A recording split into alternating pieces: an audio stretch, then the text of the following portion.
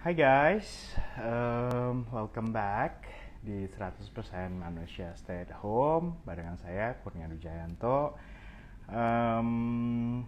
Sambil kita tunggu yang masuk, teman-teman, halo, ini Amnesty Indonesia udah ikutan join. Sebentar, aku mungkin langsung ajakin aja kali ya sama Kak Sadika. Ya, jadi untuk teman-teman yang juga kebetulan, halo. Halo, apa kabar? Baik. Kita baru mulai sih, basically Oh iya, baru silakan. aja join. Ya, Silakan, jadi aku silakan. Intro aku dulu. cuman mau mention aja ke teman-teman, kita masuk ke sesinya kita di 100% stay at home.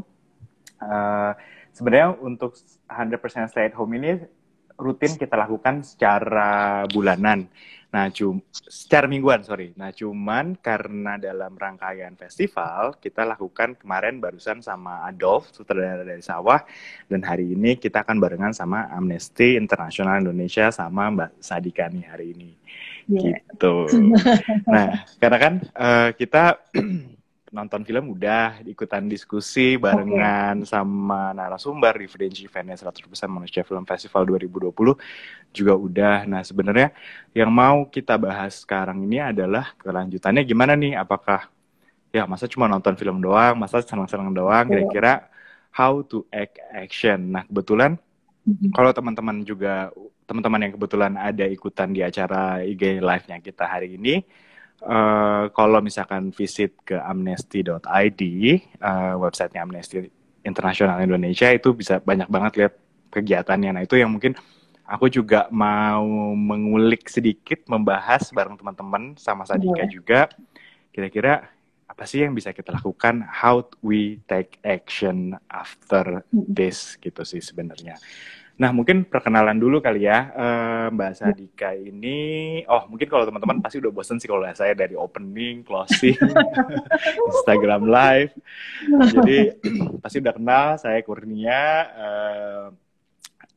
Ketua Dewan Pengurus dari Yayasan Bhinneka Cipta Setara.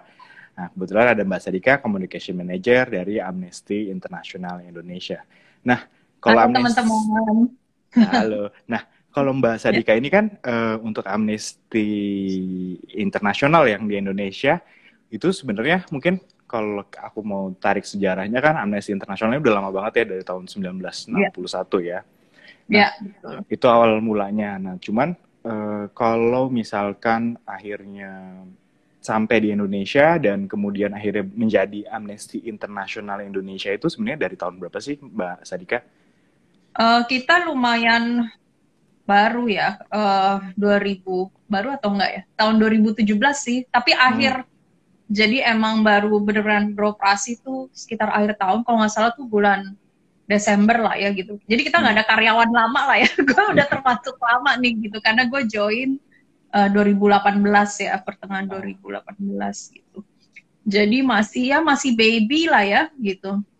Masih baby, tapi memang kita didukung infrastruktur yang udah berdiri udah lama ya gitu, dari tahun 61, dan Amnesty juga aktif di 150 negara gitu. Itu either kantor, size-nya juga macam-macam ya. Ada yang mungkin cuma 1-2 orang misalnya gitu. Ada juga yang kantornya besar ratusan orang gitu, tergantung gitu.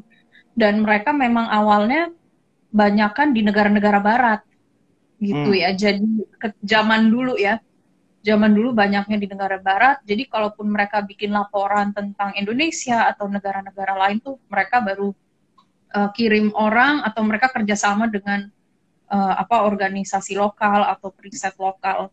Nah, tapi sejak sekitar tahun 2000-an ya gitu, mereka pertengahan 2000-an, nah baru tuh buka kantor-kantor yang di Indonesia, di India, di Nigeria gitu. Jadi biar lebih dekat ke kasusnya ya gitu. Jadi kan nggak bisa ya selalu kita ngeliat dari bird's eye view ya gitu. Jadi emang lebih cocok lah ya kalau kerjasama langsung dengan orang yang tahu kondisi di lapangan. Makanya akhirnya bikin kantor di sini seperti itu sih.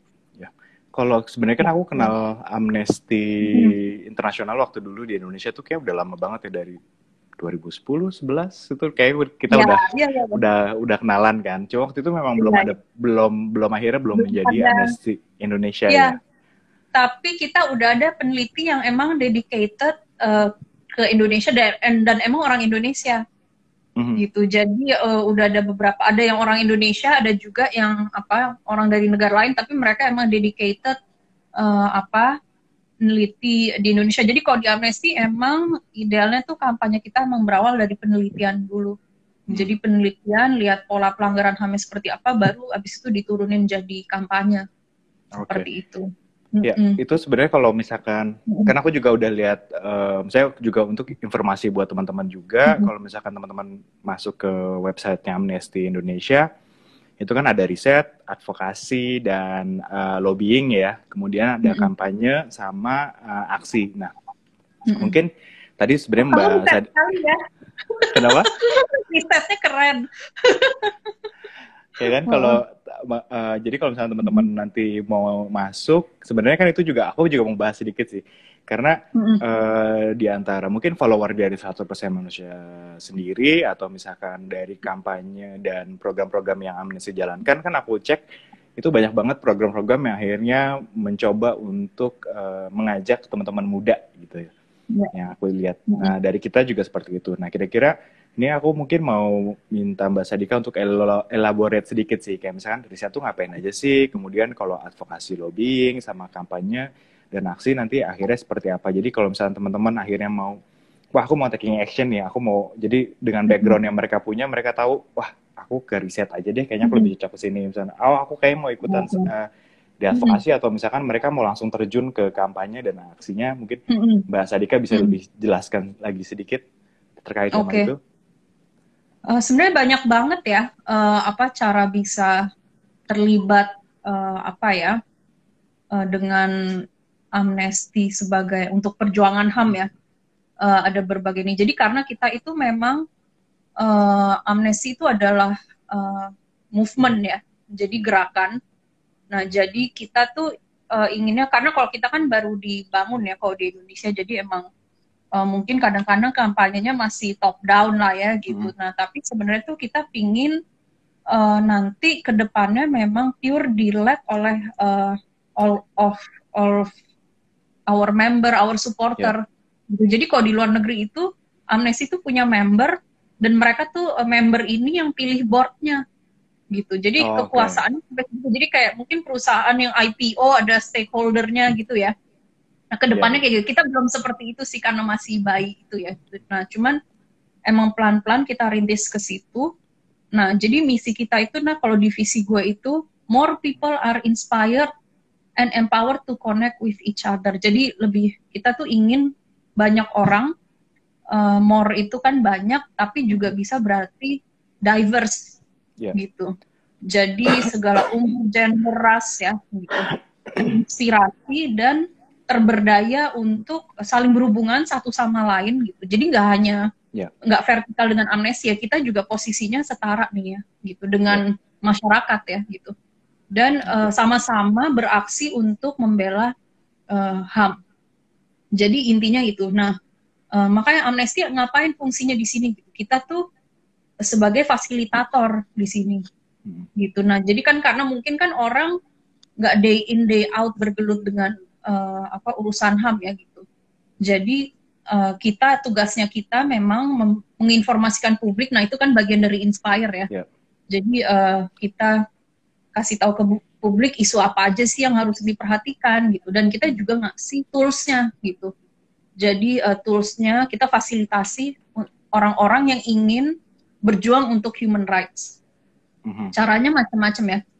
Kalau pilar kita kan riset, terus advokasi atau campaign, terus advokasi terus campaign ya gitu. Jadi movement gitu. Nah, mungkin teman-teman tuh bisa, mungkin kalau riset tuh memang udah ada divisinya sendiri ya, mungkin agak lebih susah masuk, kecuali kalau emang kita lagi buka magang misalnya ya, gitu. Itu teman-teman bisa ikut gitu. Nah, tapi kalau dalam proses kampanye dan mobilisasi masa itu tentunya teman-teman bisa ikut ya gitu.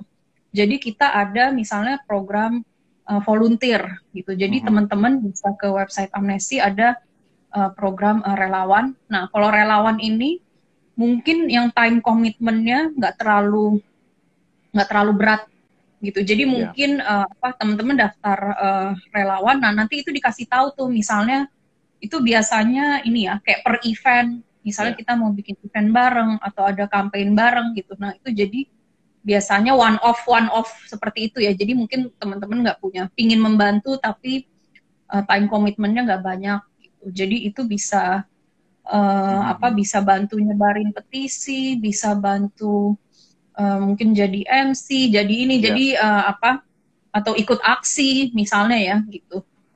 Nah itu time commitment-nya nggak terlalu panjang gitu. Nah kemudian juga ada juga kita namanya tuh grup chapter sama grup aksi ya. Gitu. Itu grupnya dalam bentuk online atau? Nah jadi kita tuh ada chapter sama grup aksi. Nah chapter itu basisnya di kampus gitu. Nah jadi kalau di beberapa kampus itu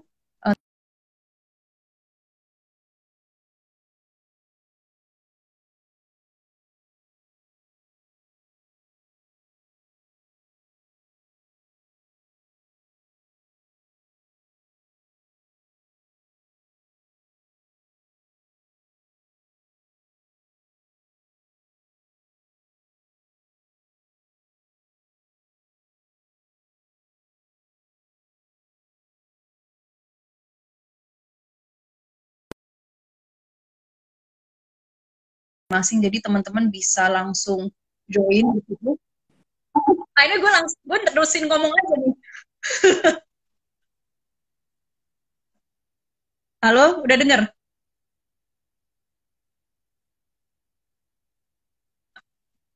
Halo.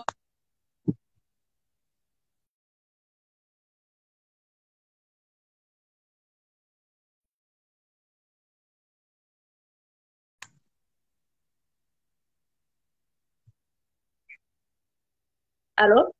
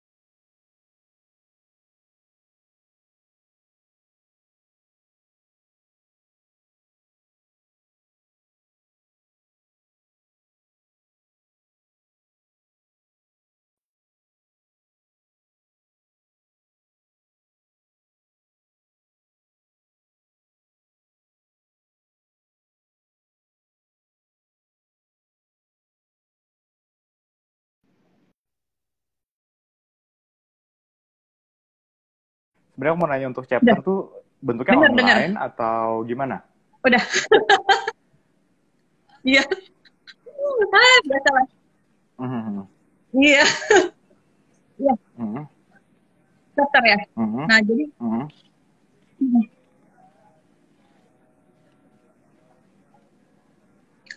Jadi sekarang sementara sih online ya. Tapi gini, jadi dia itu kelompok aktivis pendukung Amnesty, basisnya di kampus kalau chapter. Gitu. Jadi mungkin ini agak biasanya sih tersedianya hanya untuk mahasiswa di kampus itu. Gitu. Kita tuh ada di Universitas Andalas, Lampung, kemudian di UNJ gitu. Nah, itu daftarnya tuh ada di Instagram kita sih. Kalau mau lihat. Nah, jadi mungkin kalau teman-teman emang kuliah di situ, bisa tuh hubungin chapter di situ. Nah, nanti ikutin aktivitas yang ada di situ. Seperti itu. Nah, iya. Iya. Ya, itu tergantung, itu agak apa ya, prerogatif sementara sih untuk semua jurusan ya gitu. Tapi itu emang prerogatif si grup si chapter itu gitu. Jadi terserah si chapter itu mau membatasi sampai apa ya gitu. Tapi so far sih tahu aku nggak ada yang per jurusan ya, masih universitas levelnya seperti itu. Nah, tapi ada juga grup aksi. Jadi kalau teman-teman yang udah nggak kuliah nih, gitu, jangan khawatir gitu. Ada juga grup aksi yang basisnya wilayah atau minat. Jadi ada yang kelompok penggemar film gitu. Jadi emang kalau kelompok penggemar film mereka ya putar film isu HAM misalnya secara rutin. Misalnya seperti itu. Kemudian ada ada yang berbasis lokasi, ada yang Palangkaraya, di Bangka, di Medan gitu. Jadi itu ada sekitar 51 grup lah ya, nggak bisa gue naming satu-satu. Itu semua informasinya ada di di Instagram Amnesty. Jadi kalau mau lihat grupnya di mana aja, kemudian terus kontaknya kemana gitu. Jadi kita juga ada nomor WhatsApp Amnesty. Jadi kalau ke link bio Instagram Amnesty itu ada nomor WhatsApp kita. Jadi kalau mau tanya-tanya juga bisa di situ sih gitu. Jadi mau nanya ada nggak ya kira-kira grup aksi atau chapter di kampus gue atau di wilayah gue. Dan itu nggak terbatas. Kalau grup aksi itu lebih bebas ya gitu. Jadi nggak terbatas. Kalau kampus kan mungkin terbatas. Ya agak susah juga sih ya kalau lo nggak di kampus itu terus gabung ke situ, koordinasinya kan susah ya gitu.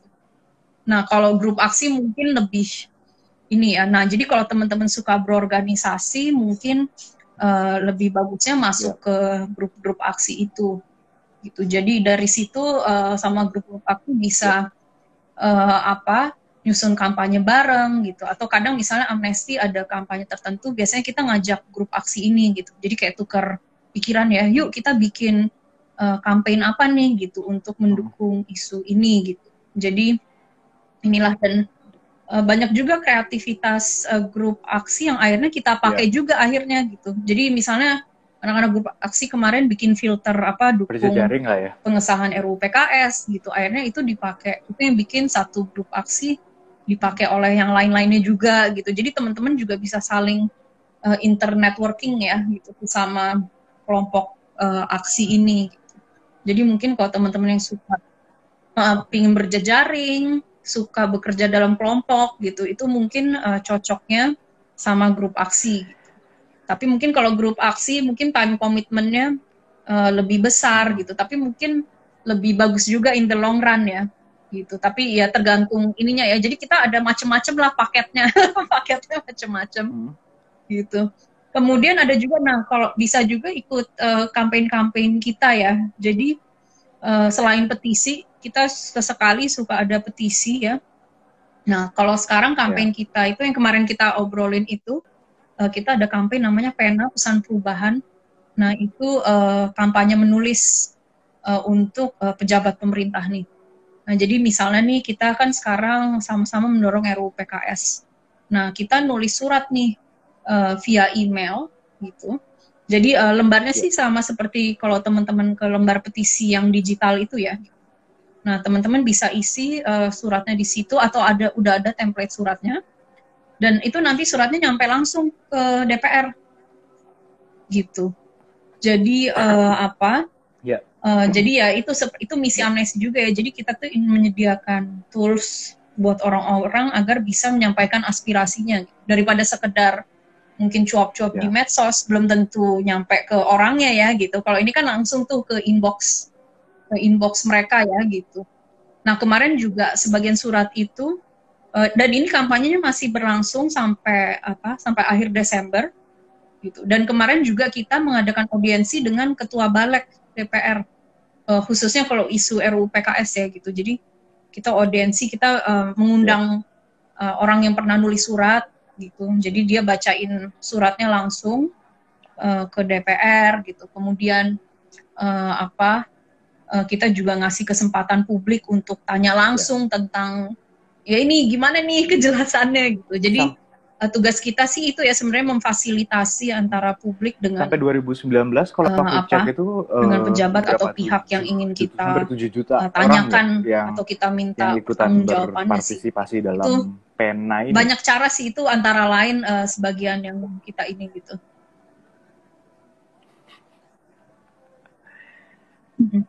Um, Oh, oh, kalau pena itu Oke. kan levelnya lokal ya, belum nyampe. Aduh, amin sampai 7 juta. Itu yang 6 juta tuh. Nah, kita juga ada. Oh ya, selain pena, sorry. Ada juga kampanye menulis. Nah, yang sampai jutaan itu, kita ada namanya Right for Rights. Gitu. Sampai lupa promo. Right for Rights itu kampanye menulis juga, tapi dia global. Gitu. Jadi kasus-kasusnya emang kasus-kasus dari seluruh dunia. Gitu. Jadi misalnya nih, salah satu yang kita champion tahun ini itu pembebasan Nasima Al-Sada. Nah, dia ini human right defender perempuan. Nah, dia ini di penjara polisi gara-gara nuntut perempuan bisa menyetir. Jadi dia minta perempuan bisa menyetir, dia juga minta perempuan nggak perlulah ada wali male guardian diawasin laki-laki segala gerak-geriknya ya gitu. Jadi dia udah protes itu dari lama dan dia di penjara. Sementara sekarang perempuan udah boleh nyetir di sana. Dia masih di penjara. Gitulah. Nah, jadi kita iya gitu. Jadi ngeselin ya gitu. Terus akhirnya ya udah kita minta nah ini kalau jadi ada kasus-kasus yang emang butuh solidaritas global gitu. Nah, jadi untuk Nasima ini emang appeal-nya di seluruh dunia dan kita mendukung campaign itu ya gitu, campaign global ini. Gitu dan nah itu tuh biasanya emang bisa sampai jutaan gitu. Nah, tapi sebenarnya kalau yang pena sendiri itu perkembangannya pesat loh. Jadi tahun lalu itu kita berhasil mengumpulkan, kan ini baru 2 tahun. Tahun lalu tuh kita ngumpulin 5.000 surat gitu. Tahun ini kita udah ngumpulin 15.000 gitu. Dan ini kampanye belum selesai. Masih sampai akhir Desember ya. Jadi udah ada kenaikan 3 kali lipat gitu. Padahal ini juga tahun ini kasus yang kita perjuangkan, tahun lalu tuh ada 8 kasus gitulah, pokoknya ambisius banget lah gitu. Jadi tahun ini kita kurangin gitu ya, pinginnya lebih in-depth gitu kan. Cuman 5 kasus. Dan tapi kira-kira kalau dari Mbak Sadika sendiri, ada nggak sih pengaruhnya dalam kondisi gitu. COVID sekarang? Kita very happy lah ya melihat antusiasme akhirnya orang mungkin gitu. yang biasanya kegiatannya untuk, kita lakukan offline, akhirnya semua orang menyampaikan online aspirasinya dan, lah. Itu jadi malah mempermudah orang untuk mengakses campaign tadi itu sendiri. Ada nggak sih kira-kira kalau dari Amnesty sendiri melihatnya seperti itu?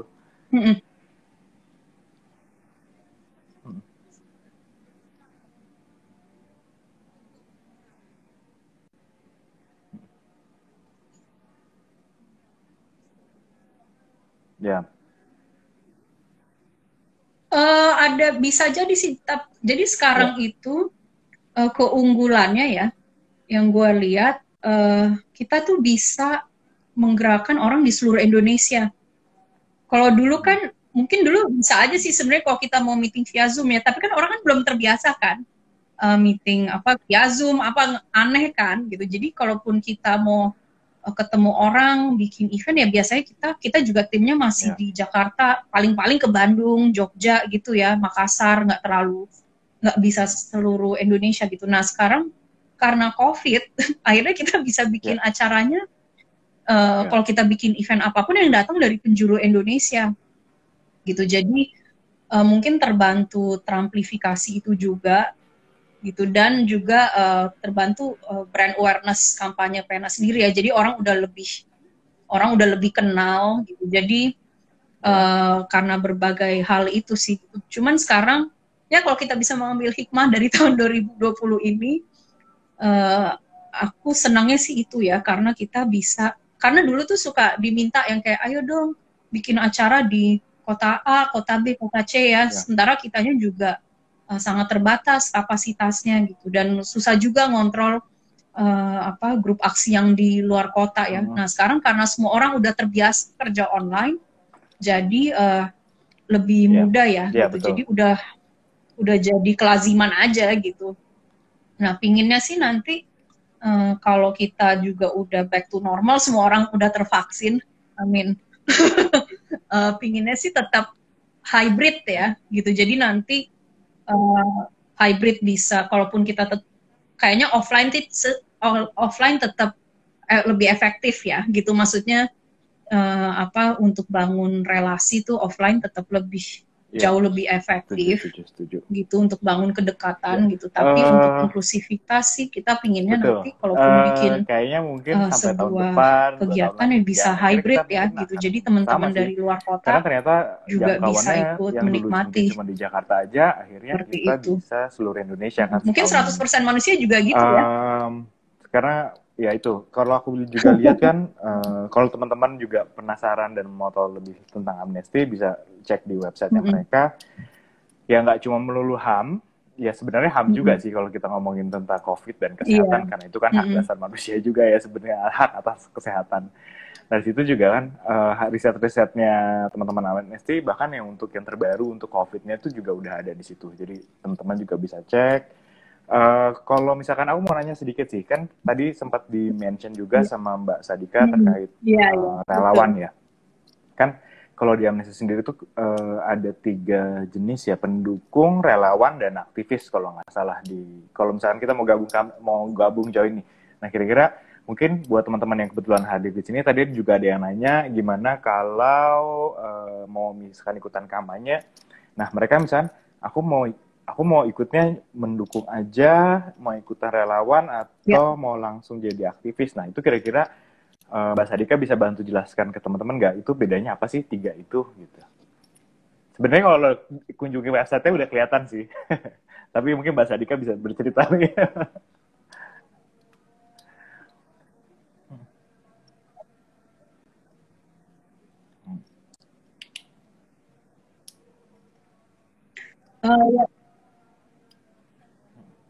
Iya. Kalau supporter itu kita bilang supporter kalau dia pernah taking action with us gitu ya. Jadi mungkin dia pernah ikut petisi, atau dia pernah ikut event, atau dia pernah menawarkan diri jadi volunteer gitu. Itu kita anggap supporter. Nah ini yang paling sebenarnya level keterlibatannya paling sedikit. Nah jadi kalau supporter itu memang ada beberapa pilihan ya, mereka bisa tetap mungkin ini buat orang-orang yang nggak punya komitmen waktu terlalu banyak ya gitu, bisa jadi supporter, jadi nanti bisa ikut kalau setiap kali kita ada petisi mereka bisa ikut, dan mereka juga ada opsi untuk ikut newsletter kita gitu. Jadi kita ada newsletter mengabarkan berita-berita HAM terbaru gitu, terus aktivitas kita yang terbaru. Jadi jadi teman-teman bisa selalu update di situ gitu. Nah, kedepannya nanti juga ada ada donatur gitu. Jadi kalau kita ini lembaga yang dapat dananya dana publik seperti itu. Jadi dana ini dipakai buat kegiatan riset dan kampanye itu.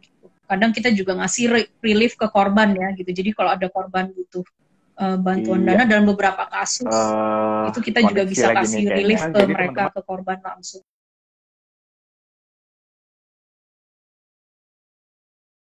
Itu tentunya, dan itu akan ada pertanggungjawabannya, tapi kita belum sampai ke situ sih ya gitu. Kita masih belum ke situ. Nggak harus tapi melulu. Halo Mbak Sadika, udah mulai join lagi? Halo. Stay on the spot untuk melakukan kegiatan-kegiatannya. Tapi juga misalkan ada kalau Mbak Sadika, ya dengar. Ya, jadi silakan. Ya lanjut.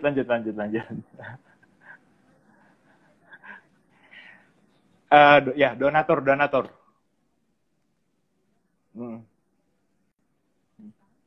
Halo, dengar nggak?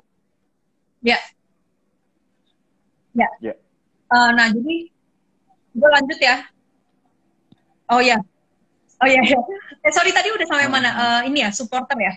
Nah, jadi kalau supporter itu emang donatur. Nah, donatur belum ada sih gitu. Nah, sekarang baru ada supporter, itu emang paling low, tapi bukan berarti nggak penting gitu. Jadi karena suara kita semakin, kadang kan dari strength in numbers ya gitu. Jadi semakin banyak supporter kita, semakin gaungnya tuh semakin keras ya kalau kita menuntut keadilan gitu. Jadi untuk petisi, untuk beberapa tools kampanye itu emang butuh suara yang banyak seperti itu. Jadi kita juga bisa ketika kita kampanye kita langsung berhadapan dengan pejabat dan advokasi, kita langsung bilang, Pak, untuk isu ini udah ada sekian ribu orang loh yang menuntut hal yang sama. Ini bukan omongannya amnesti loh, gitu. Ini tapi kemauan orang 1.000 atau 10.000 orang nih gitu, untuk lo melakukan lo membebaskan orang ini misalnya. Gitu, ya. Jadi supporter itu sangat penting, dan itu buat orang-orang yang mungkin nggak terlalu banyak waktu, udah berkeluarga misalnya ya gitu, atau mungkin kalau lagi kuliah di tahun terakhir lagi sibuk skripsi gitu. Jadi atau mungkin dia juga udah ada prioritas lain ya gitu. Tapi yang kedua, level keterlibatannya agak sedikit lebih banyak, yaitu volunteer ya gitu. Nah, kalau volunteer kan itu per aktivitas gitu kan. Aktivitasnya tuh bisa itu tadi yang aku bilang ya, gelar event atau data entry atau macam-macam sih ya gitu. Sebenarnya sih banyak waktu offline ya gitu. Tapi kebanyakan sih untuk offline untuk event, dan kadang juga untuk sebar petisi misalnya gitu ya. Jadi atau tergantung skill orang itu gitu. Jadi mungkin dia skillnya MC gitu, atau dia skillnya bikin tulisan gitu. Jadi ada juga volunteer yang punya talenta gitu, atau dia bisa gambar gitu, dia bisa ngajar gitu. Itu bisa juga nanti kita minta tolong volunteer gitu. Nah, bahkan kalau di luar negeri itu yang volunteer tuh nenek-nenek loh banyaknya. Gitu. Jadi mungkin mereka udah jadi anak muda atau nenek-nenek atau orang tua. Jadi mungkin kan mereka punya punya banyak waktu, dan tapi nggak hanya mereka ya gitu. Ada juga kadang bisa juga volunteer itu pakar atau akademisi misalnya ya. Jadi mereka volunteer kalau ada kelas ngajar HAM, ya mereka yang kita panggil untuk ikut bantuin ngajar. Jadi ada pool of expert volunteer gitu. Jadi kalau volunteer itu bisa macam-macam tergantung skill yang lagi dibutuhkan saat itu, gitu. Nah kemudian ada juga yang paling terus ada juga yaitu grup aksi ya, gitu. Kalau grup aksi itu memang kita berorganisasi dan berjejaring dengan jadi kalau grup aksi itu minimal ada 3 orang. Gitu. Jadi dalam satu kelompok minimal ada 3 orang, dan itu adalah kesempatan untuk networking atau untuk bangun organisasi dari awal gitu. Jadi kegiatannya juga macam-macam ya gitu. Kalau volunteer kan biasanya lebih banyak bantuin aktivitas amnesti ya gitu. Nah kalau grup aksi itu dia bisa bikin aktivitas dia sendiri gitu. Jadi kita cuma fasilitasi aja gitu. Oh ini loh nilai-nilai human rights kita kasih training. Kasih training tentang tentang isu human rights gitu. Nah abis itu mereka jalan sendiri tuh. Lo mau bikin apa aja gitu kan. Jadi asal sesuai koridor ya gitu, jangan nggak yang tiba-tiba bikin, gue nggak tahu deh. Pokoknya tetap intinya tetap mengkampanyekan isu HAM ya gitu. Nah tapi caranya diserahkan ke mereka gitu. Terserah kreativitas mereka ya gitu. Jadi mulai dari bikin event, bikin postingan sosmed gitu, atau sampai nanti kalau grup aksi lebih matang mereka bisa advokasi isu mereka sendiri gitu di kampus mereka atau di tempat tinggal mereka ya gitu. Tapi itu long termnya ke situ ya gitu, karena itu kan juga butuh butuh skill lebih ya. Tapi kalau di tempat lain kadang kalau di amnesti di luar itu memang akhirnya kampanyenya itu di take over oleh grup-grup kelompok-kelompok muda ini gitu. Jadi mereka yang ngajuin ke amnesti kampanye mereka sendiri. Jadi yang amnesti pusat itu misalnya ada kampanye mental health buat aktivis. Halo, dengar gak? Jadi ada kampanye awareness tentang kesehatan kesehatan mental buat aktivis. Kan aktivis kan sering dicela SJW lah gitu. Jadi kadang kan makin kita vokal makin banyak diserang ya gitu. Nah, tapi kadang orang tidak terlalu peduli dengan kesehatan mental mereka gitu. Nah, jadi mereka ngangkat awareness tentang kesehatan mental para aktivis diinisiasi oleh kelompok pemuda ini gitu. Nah, Amnesty bantu amplify mereka.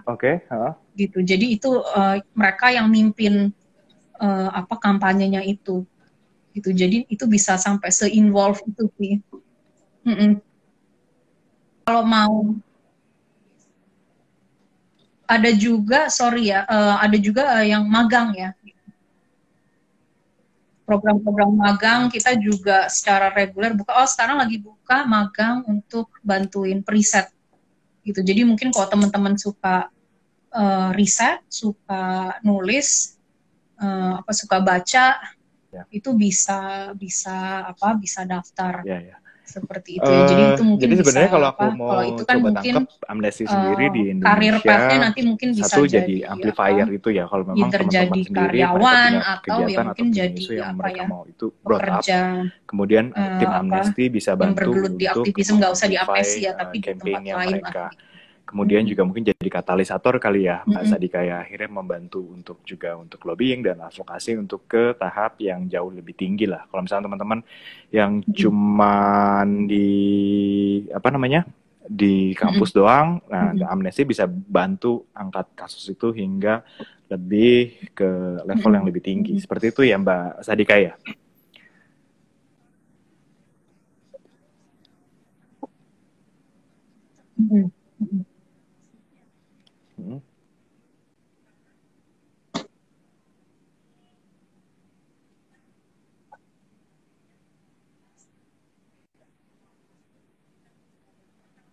Itu juga tergantung sih, biasanya sih itu tergantung kasusnya ya, gitu. Jadi karena kita juga timnya terbatas, mungkin nggak semua kasus kita bisa bantu angkat kalau ngomongin kasus ya gitu. Tapi yang kita bisa bantu amplify adalah campaign-campaign yang tidak terkait kasus gitu. Kayak misalnya mental health itu kan tidak terkait kasus spesifik ya. Gitu. Kadang soalnya kalau kasus itu emang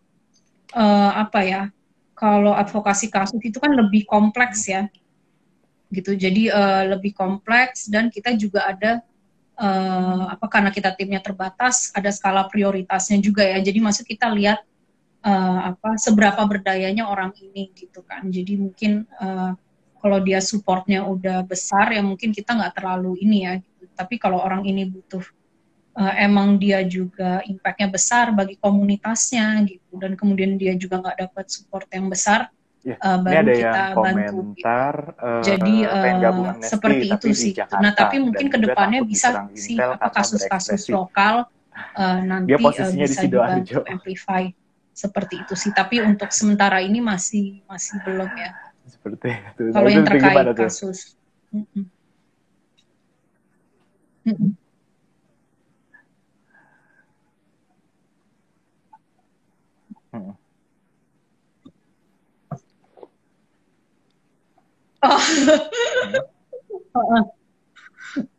Jangan nggak usah takut sih. Jadi kalau emang aku nggak tahu nih dia maksudnya bergabung dengan Amnesty seperti apa ya gitu. Tapi misalnya dalam posisi-posisi volunteer atau grup aksi ataupun apalagi kalau magang dan ini gitu, itu kita sih bantu jaga keselamatannya lah ya gitu. Kita jamin keselamatannya, mudah-mudahan tidak ada intel seperti itu. Dan makanya kita juga ada risk assessment ya. Kita ada risk assessment, aktivitas apa aja yang bisa diikuti teman-teman gitu. Jadi emang mungkin kalau high level lobbying gitu dengan gue nggak tahu dengan pejabat atau polisi, ya mungkin teman-teman terpaksa tidak dilibatkan, bukan karena kita nggak percaya kapasitas teman-teman, tapi demi keselamatan teman-teman juga gitu kan, gitu. Dan mungkin itu juga tidak terlalu karena relevan ya masih ada 20 menit sih dengan basically. ini gitu, Aku dengan mau coba tanya lagi tugas ke Mbak teman-teman. Sadika, kan ini di Nah, tahun tapi kalau misalnya dalam 2019 kapasitas atau 2020 ya. Untuk yang amnesti lain sendiri itu kan ada 9 kita akan agenda HAM-nya jaga yang keselamatannya utama lah ya, gitu. yang lagi diangkat. Mm-mm. Oke. Nah, terus kalau mungkin Mbak Sadika bisa menjelaskan lagi lebih detail buat teman-teman yang kebetulan join di sini, karena kan ada followernya 100% juga yang mungkin masih belum begitu mengenal amnesti dan kira-kira masih pengen tahu lebih tentang amnesti sendiri. Dan mungkin aku sedikit highlight aja, kenapa sih kok 100% bergabung sama Amnesty International juga, berjejaring atau misalnya sama YLBHI, sama LBHM, LBHJ. Ya sebenarnya karena isu yang kita angkat kan sama-sama ya terkait sama hak asasi manusia, dan dengan kita berjejaring ya akan makin kuat sebenarnya pada saat kita mau melakukan advokasi itu. Jadi buat teman-teman mungkin Mbak Sadika bisa jelasin sedikit untuk 9 agenda HAM yang lagi diangkat sama Amnesty untuk tahun 2019 atau 2020 nih.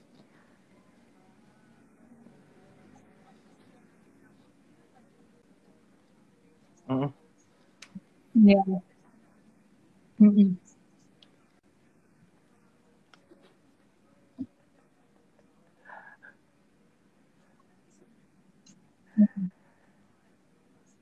Ya, mungkin sebelum ke 9 agenda HAM, mungkin kan banyak teman-teman nggak terlalu familiar ya sama Amnesty ya.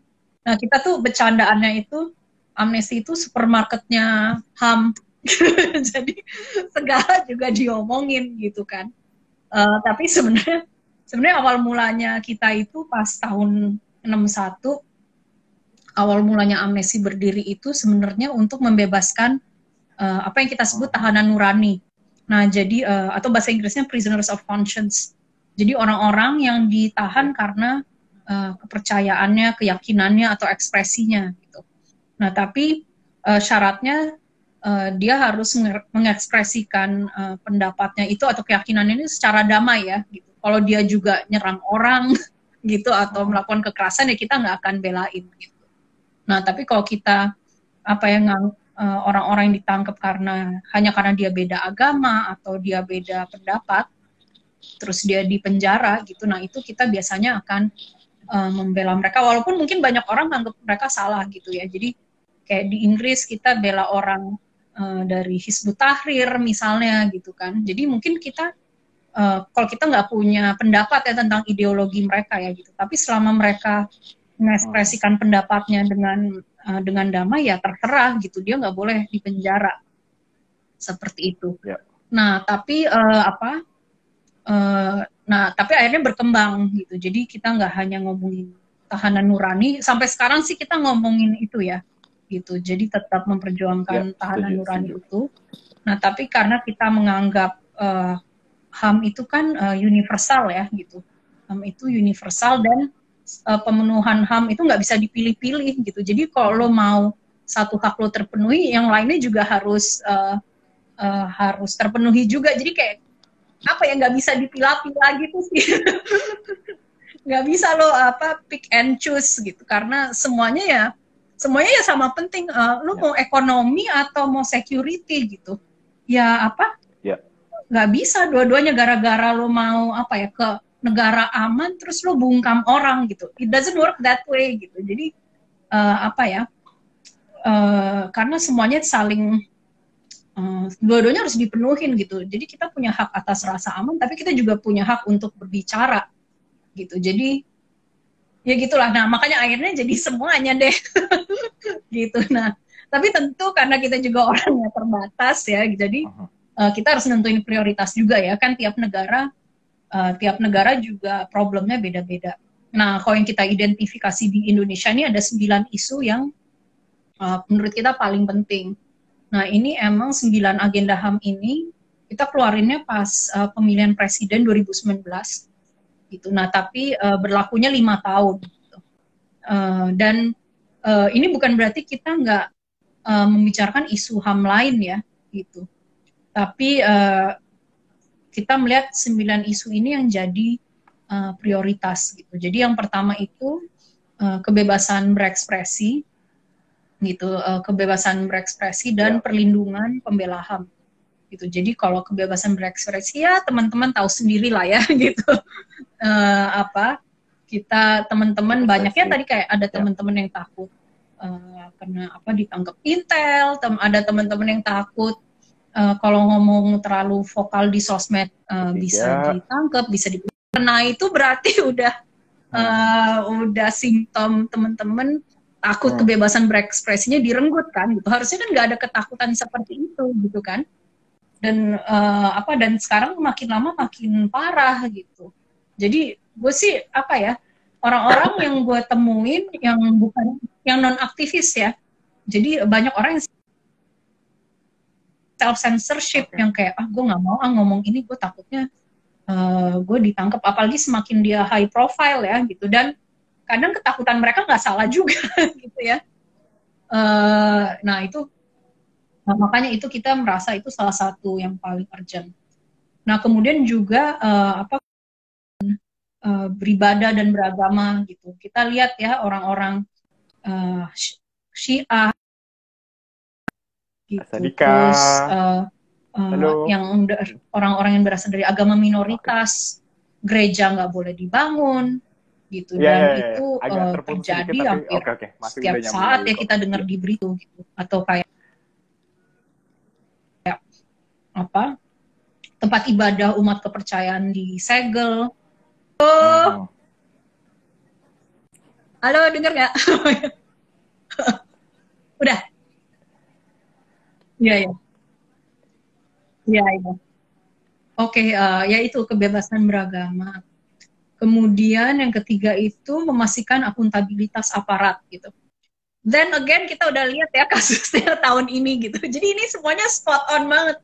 Jadi kita lihat ya banyak orang yang jadi korban pas omnibus kemarin ya, demo omnibus, terus demo reformasi di korupsi, kemudian tahun lalu juga demo di Bawaslu gitu. Jadi orang-orang yang mengalami kekerasan polisi, bahkan suka nggak suka ya dengan FPI. Nah itu mereka juga kemarin mengalami kekerasan dari polisi yang kita juga nggak tahu ya gitu. Maksudnya kita nggak tahu duduk perkaranya, tapi itu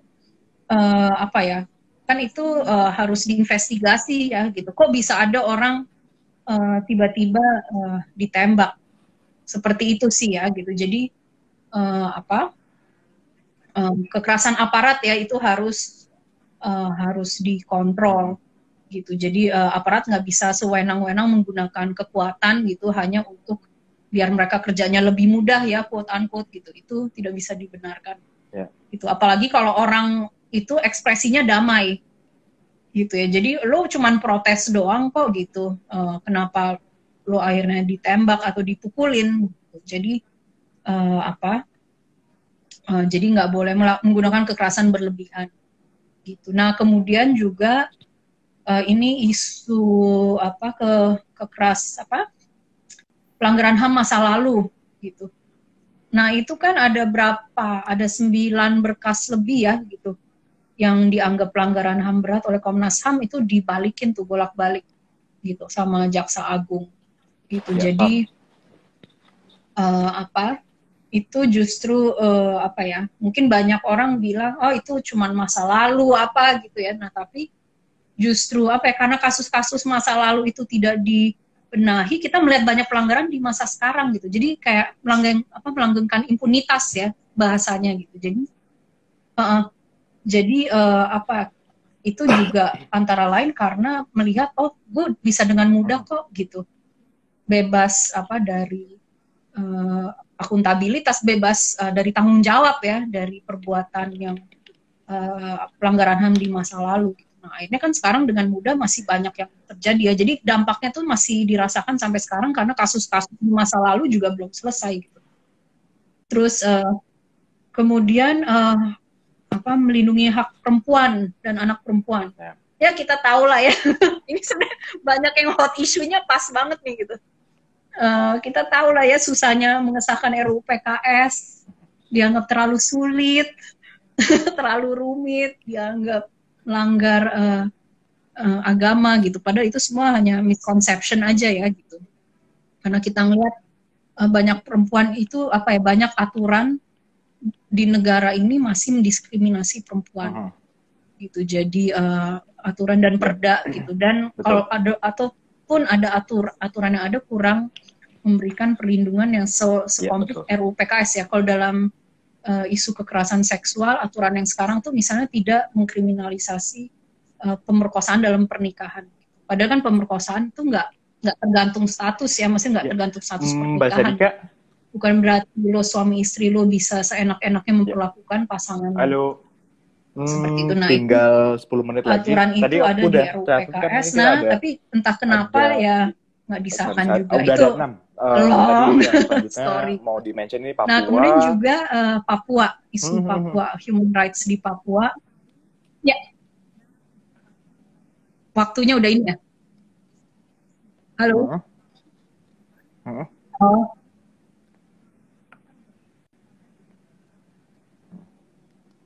Ya, mungkin gue cepat aja ya. Papua, terus buruh kelapa sawit, ya itu banyak yang mengalami diskriminasi juga ya, terutama tuh buruh perempuan. Jadi buruh perempuan tuh susah dapat kesempatan jadi pekerja permanen di ini ya, jadi di perkebunan kelapa sawit misalnya itu. Plus dengan praktek-praktek kerja yang abusif ya.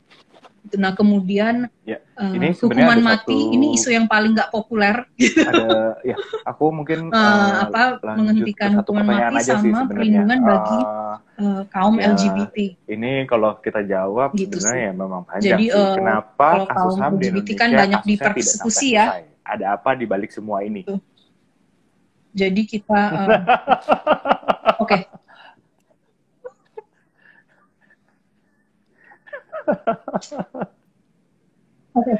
Ini ya.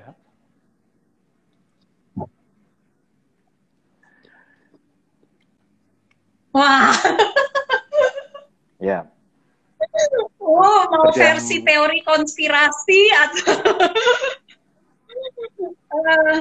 ya apa ya, mungkin jawaban singkatnya banyak orang yang banyak mungkin karena masih banyak orang-orang yang bertanggung jawab atas kesalahan di masa lalu itu yang masih memegang kekuasaan gitu. Jadi itu jawaban.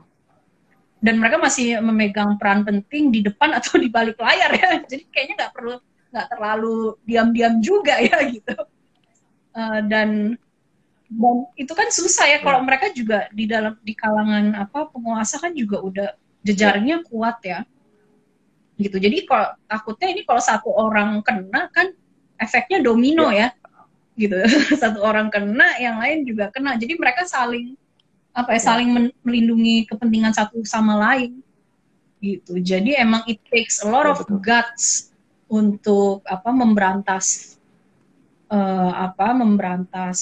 impunitas gitu. Dan yang kita mungkin nggak bisa ngontrol itu ya gitu, tapi yang bisa kita kontrol sebagai publik ya terus menyuarakan isu ini sih, karena kalau kita sekali kita nggak ngomong yang akan diperhatikan lagi diomongin aja masih sehingga akhirnya penyelesaian kasusnya gitu, juga kan. Jadi ya mudah-mudahan masa depan akan ada celah untuk dari 9 agenda HAM bukan berarti dari 9 cuma 9 ini yang akan dibahas, tapi HAM itu bentuknya universal, semua akan dibahas. Cuman kebetulan yang menjadi prioritas utama aja sih, yang kebetulan kasusnya juga sampai udah bertahun-tahun masih ini aja diulang-ulang terus ya sebenarnya. Jadi ini menjadi 9 agenda HAM yang akhirnya mungkin jadi prioritas juga.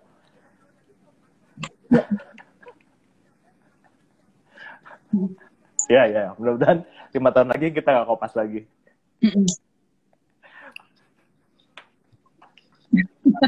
Ya, ini karena waktunya, karena kalau Instagram Live itu kan cuma bisa 1 jam. Jadi 5 tahun lagi kopas lagi.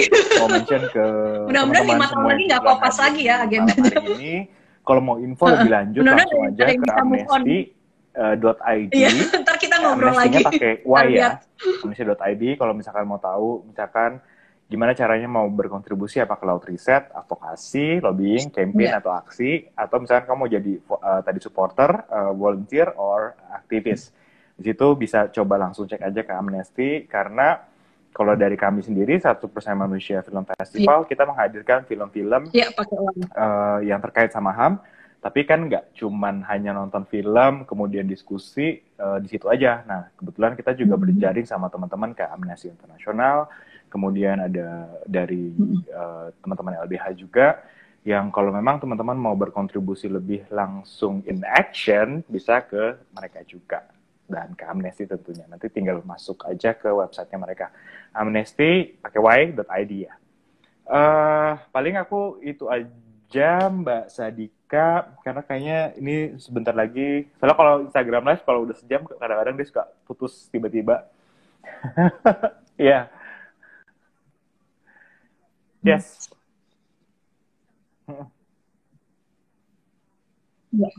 Yes. Terutama pena, saya sering banget lihat pena di Instagramnya Amnesty Indonesia.